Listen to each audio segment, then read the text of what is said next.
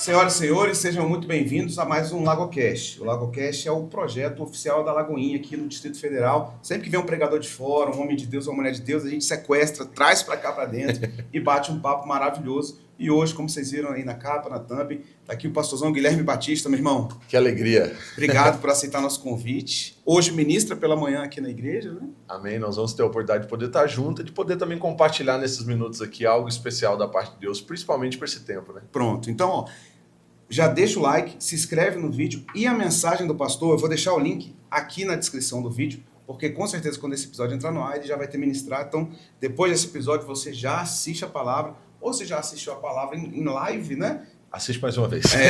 Compartilha com todo mundo. Pastorzão, a gente tem alguns assuntos legais para tratar aqui, mas eu queria conhecer um pouco mais da sua vida inicial ali. Você nasceu na fé, teve um encontro com Jesus na sua adolescência, fase adulta, como é que foi isso aí? Olha, eu tive a graça maravilhosa do Senhor de nascer já em um lar cristão.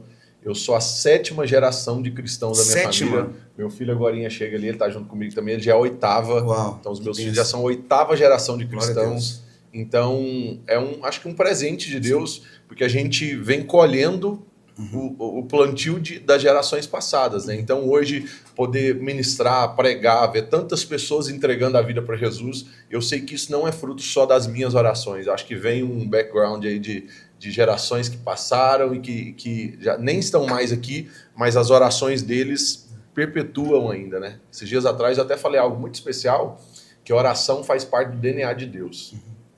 Como assim faz parte do DNA de Deus? Porque o nosso Deus é onipresente. E a nossa oração, ela também consegue em qualquer lugar. Se eu orar agora pela minha esposa, aonde ela estiver, ela está vindo no caminho para cá, a minha oração vai de encontro a ela. Se eu orar pelos meus pais que estão em Goiânia, a minha oração vai até lá. E a oração, ela também faz parte do tempo de Deus, no sentido de que tem o tempo Kairos e o Cronos, né? O Kairos é o de Deus, né? E o Cronos é o nosso. Exatamente. O Kairos é o tempo de Deus e o Cronos é o nosso. A oração, ela transita no tempo de Deus. Por exemplo, quantas vezes você vê uma mãe orar por um filho e a mãe morre e a oração ainda alcança o filho que às vezes está aqui. Então acontece. Então a oração, ela não faz parte do nosso tempo. Então eu oro aqui hoje, eu posso orar, Senhor, eu quero ver os meus filhos sendo grandes pregadores. Eu posso partir dessa vida com 30, com 40 anos de idade e os meus filhos depois vivenciar exatamente o fruto dessas orações. Então eu acredito que as orações das gerações passadas, elas ainda continuam transitando no mundo espiritual e alcançando a minha vida, a sua vida de uma forma poderosa. Então hoje eu sou essa 7ª geração colhendo os frutos de uma forma muito poderosa aí como evangelista. E a gente às vezes acaba não levando isso em consideração, né? Nós temos filhos pequenos, ore todo dia pelos seus filhos, abençoe seus filhos, põe a mão na cabeça, ore pela sua casa, né? A minha avó já descansa no Senhor há 12 anos, e hoje a gente vive respostas de oração que eu presenciei ela pedindo a Deus. E antes da gente se converter, ela já orava. Resultado dos joelhos dobrados dela. Não tem jeito. Então, assim, realmente é uma semente. E aí, os frutos. E uma das coisas que eu mais amo hoje se chama oração. Eu acredito que, se você for olhar para a palavra de Deus, você vai ver que de Atos 2 para cá, todos os avivamentos aconteceu quando o povo reunia para orar. Então quem sabe Deus dando um direcionamento de você quer viver um avivamento nos dias de hoje? Olha para o estilo dos avivamentos passados. Então desde Atos 2, que era o povo reunido, clamando e falando com Deus, orando e falando com o Senhor, de lá para cá todos os avivamentos aconteceram quando o povo reuniu em um propósito só em oração. Então a oração, ela tem guiado a nossa casa, guiado a nossa família. Eu tenho certeza de que você que está nos acompanhando, se você colocar a oração como... assim como você tem o oxigênio aí que você precisa para respirar, a oração também, porque existem pessoas que pregam que a oração é o oxigênio da alma. Né? Então, eu quero declarar isso sobre a sua vida. Se você ora, você vai estar vivo cada vez mais. Amém. E nesse processo de nascer num ambiente de fé cristão, você lembra o dia mais ou menos que você tomou uma decisão? Ou foi todo dia um pouquinho, e não teve um dia exato? Assim, de você acredita que eu sou do time que não teve um dia exato? Isso é legal. Eu não me lembro do dia exato em que eu entreguei a vida, mas... Foi um tijolinho todo dia? Foi um pouco.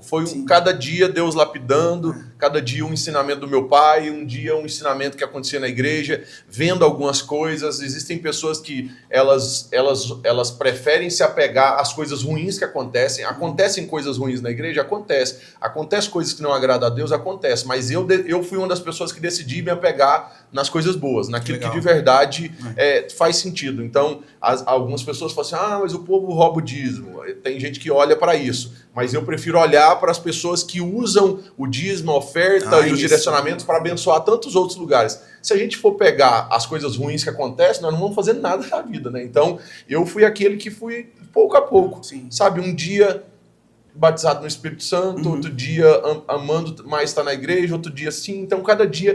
Então, eu venho nessa construção, a minha conversão... Já são 35 anos de conversão, né? Então, cada ano eu me converto um pouco mais, conhecendo um pouco mais. Eu acho que é o que a Bíblia diz, em prosseguir em conhecer o Senhor cada vez mais. Então, acho que já tem 35 anos que eu conheço o Senhor e eu acredito que ainda tem muita coisa para conhecer. Meu filho completou 11 anos esses dias, né? E tem uns 2, 3 meses ele, no apelo, levantou a mão, foi lá na frente, confessou Jesus e tal. E aí eu conversando com ele, ele falou, não, papai, eu nunca tinha ido, eu queria ir.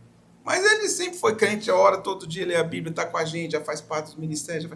Mas ele queria aquela coisa ali, né? Mas se falar, foi aquele dia que ele aceitou Jesus? Não foi. Olha, eu sou evangelista e eu carrego uma alegria maravilhosa. Eu tenho 5 filhos, só a Glória que ainda não fez isso, porque ela tem 1 ano e meio. Mas eu tenho a alegria de, como evangelista, ver todos os meus filhos na frente no apelo, em alguma das pregações que eu fui, quando eu olho, tem um deles lá na frente chorando, dizendo, pai, hoje eu quis entregar minha vida para Jesus, então eu acho que isso é maravilhoso, eu acho que a gente vai colhendo os frutos. Eu tenho tentado ensinar eles, tanto que ele está aqui junto comigo, eu tenho tentado ensinar eles no caminho, né? Exato. Não dizendo, meu filho é para lá, não, eu ensino ele aqui. Então hoje vocês vão ver, se você abrir a live do culto e a transmissão da pregação, você vai ver que antes, ainda nem aconteceu, mas vai acontecer, porque isso acontece em todos os lugares onde eu vou. O meu filho dá uma palavra antes de eu começar a pregar. Então ele vai dar uma palavra antes de eu começar a pregar, e aí eu venho treinando eles para quando Deus falar assim, vem meu filho, já está preparado para aquilo que Deus vai fazer. Que bênção. E é interessante porque assim, não é só com seus filhos, né, essa conexão, né? Você tem uma relação muito bacana com o público mais jovem, com um adolescente. Principalmente adolescentes. Como é que conversa com essa geração tão diferente da nossa, né? Que a gente veio de outra parte, de analógico, né? A esse mundo digital, essa moçada efêmera, tudo é muito rápido, tudo é TikTok rápido, é uma geração mais ansiosa, e a moçada se congela te olhando, né? Você prende atenção e o pessoal consegue te ouvir o tempo que você precisa ministrar. Eu acho que... Eu estava até ministrando uma conferência de evangelista onde tinha pessoas bem mais velhas, de outros países, de outras nações, e uma pessoa olhou e falou assim, Guilherme, é bonito de ver enquanto você está pregando o quão atento o povo fica àquilo que você está falando. E aí ele falou assim, mas como que é isso? Aí eu falei assim, rapaz, eu fui treinado pregando em escola, em pátio de escola, e tendo que atrair a atenção de jovens para a escola. Eu sempre falei, qual que é a dificuldade? Por exemplo, o meu telefone está aqui no 5G, está no 5G aqui agora. Se eu fizer isso aqui, ó, eu vou abaixar aqui agora e eu vou colocar em modo avião.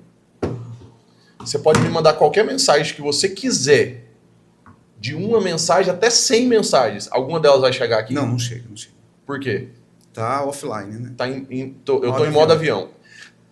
Essa é a questão. Essa geração nossa, elas estão em modo avião. Eles não estão conectados com todas as coisas. Então, o que acontece? Para aquilo que a gente quer ensinar, eles estão em modo avião. Então eu preciso gastar tempo, em vez de ficar mandando mensagens, eu preciso gastar mais tempo arrumando um jeito de levar ele a tirar a vida dele do modo avião. Porque a partir do momento que ele sai do modo avião, qualquer mensagem que eu mandar vai chegar. E então eu acho que é essa a questão. As pessoas elas acham que é só falar. Não, você precisa gastar tempo para conectar com eles. A hora que você conectou com eles, todas as mensagens, você já viajou de avião e a hora que você chega ali, enquanto a rede não conecta, não adianta. A hora que conecta, bum, chega aquele monte de mensagem. Então, essa geração, ela está recebendo muitas mensagens, mas elas ainda estão em modo avião. Então, até tem um livro que eu vou lançar, um dos próximos livros, é Geração Modo Avião. Tipo assim, que enquanto eu não tiro eles do modo avião, enquanto eu não consigo conectar com eles, não adianta eu mandar mensagem nenhuma, porque nenhuma mensagem vai chegar para eles. Eu me lembro de uma vez que eu cheguei na igreja, o filho daquela mulher passou o culto inteiro no celular.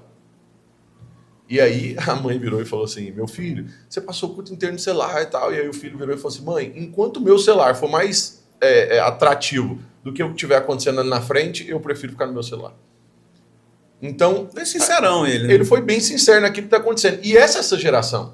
Por que eu amo pregar com adolescente? Porque eles não têm vergonha de ser sincero. A gente ainda é social naquilo que a gente está fazendo. Polido, tem um monte de coisa. Criança ainda não sabe muita coisa, mas o adolescente, ele é sincero. Se ele não gosta de alguém, ele não gosta de alguém e ele não vai disfarçar. Ele não tem muito esse disfarce. Então, eu gosto porque eu tenho uma resposta sincera do público que quando eu estou pregando para adolescente, vocês não estão gostando, eu estou vendo a cara deles.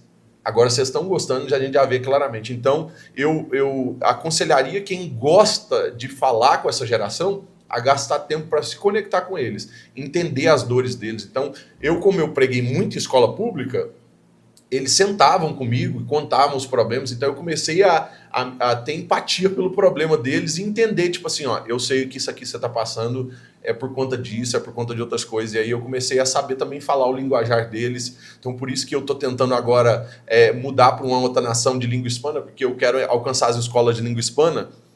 E não é só falar espanhol, você precisa falar a linguagem deles. Se fosse só falar eu hablo muy bien espanhol ahora acá, eu vou predicar a palavra de Deus, é tranquilo. Agora você falar o linguajar deles, aí você precisa ir para o meio deles. E aí é o que o povo não está disposto. Do contexto ali, né? Transcultural mesmo.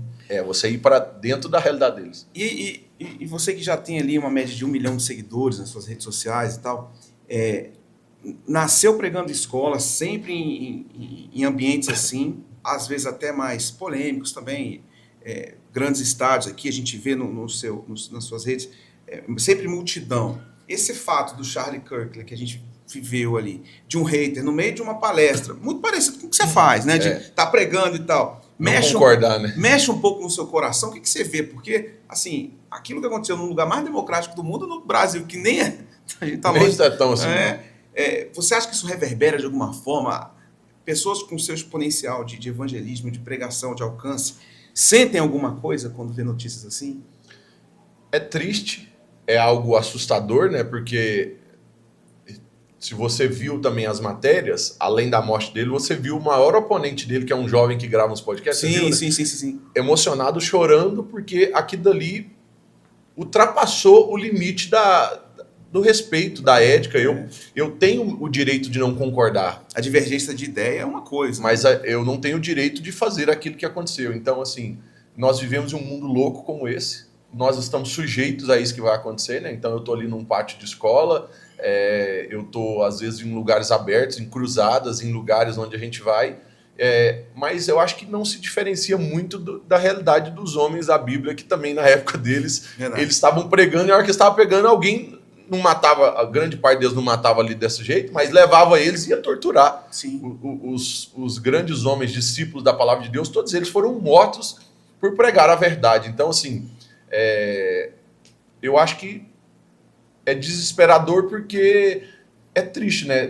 Pela família, a gente olha tudo aquilo ali, mas a gente vê que é uma realidade de que, desde a palavra de Deus, é uma realidade que o público cristão vive, que é das pessoas não aceitarem a verdade. Eles fizeram isso com Jesus. E a loucura eu vi um dia um pregador dizer assim, ó, eles olharam para Jesus e disseram, ou a gente se torna igual a ele, ou a gente mata ele. Eles acharam mais fácil matar ele, porque eles falaram assim, é difícil ser igual a ele. Então eu fico triste por todo o enredo de família, de filhos, que é horrível. Eu que prego em escola, sei como é difícil ser criado sem pai. Eu vejo a realidade de estudantes compartilhando, né? Mas o legado que ele deixou foi extraordinário. Nós temos um desse no Brasil, que é o Nicolas, né? Que ele acho que representa bem o que ele representava lá nos Estados Unidos, mas eu acho que nós não podemos deixar de pregar a verdade por conta dessas ameaças, né? A gente vê assim, tudo bem que há divergências e tal, mas o fato do cara criar uma situação tão odiosa assim, a ponto de matar alguém, ele caminha muito nesse ambiente da falta de saúde mental, né? Um ódio exacerbado.